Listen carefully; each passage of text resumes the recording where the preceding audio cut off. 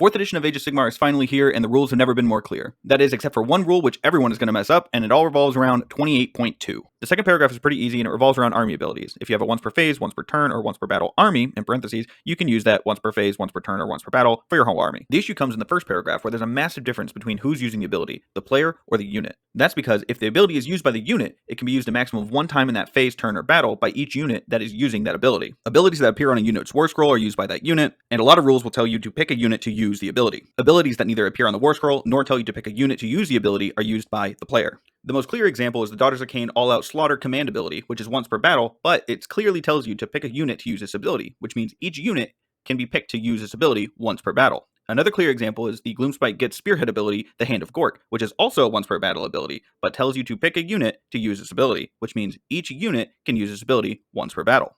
Where it gets confusing is the Stormcast Eternal's Spearhead battle trait Shield of Azir, where it tells you to pick a unit, but doesn't say to use its ability.